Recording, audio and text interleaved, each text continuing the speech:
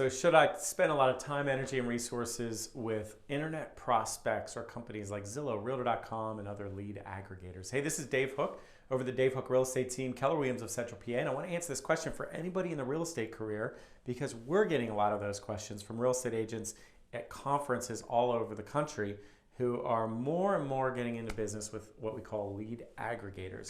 After a lot of research and watching our business mature, I have some answers for you. So here's the thing.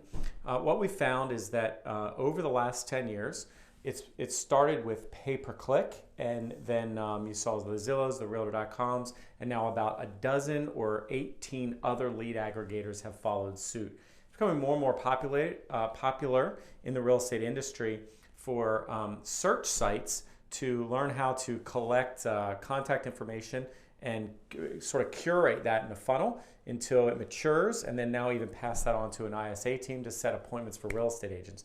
So the question is that a healthy way to generate business? The things that I would be cautious about is when we see real estate teams or agents who are solely reliant, we ask them where they've gotten their business, and they're solely relying on lead aggregators. Be really careful with that, because what we found is that the price of the leads, quote unquote, or the appointments of lead aggregators has gone up by about tenfold over the last 9 or 10 years. And that's because the lead aggregators have learned more and more how to qualify and curate that business. And so they've gotten actually into the brokerage world, and they've actually have bricks and mortar brokerage houses all over the country at this point. And so more and more it's not prepaid leads, quote unquote. We're seeing referrals paid on the back end that are getting up to 35, 40, 42%, and in some markets now 50%. And so what does that mean for you? If it's a profitable source of business, it can be a really healthy source of business, and it can be part of your overall business strategy. But if you find yourself sort of addicted to that as your only source of business, and it's keeping you from building your brand with people you know, like, and trust in your community by offering really great service and building a known brand that people recognize, it could mean that your business over time could become a little bit vulnerable.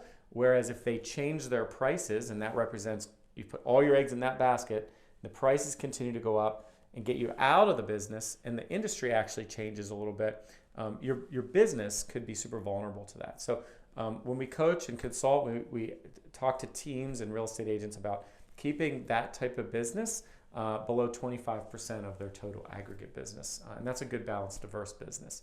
If you have any questions about this or what lead sources we use are at the top of our list, some of that lowest hanging fruit, best return on investment and time, just contact me at the information below. I'm happy to share our ideas with you. Thanks so much for watching, and we'll talk to you soon.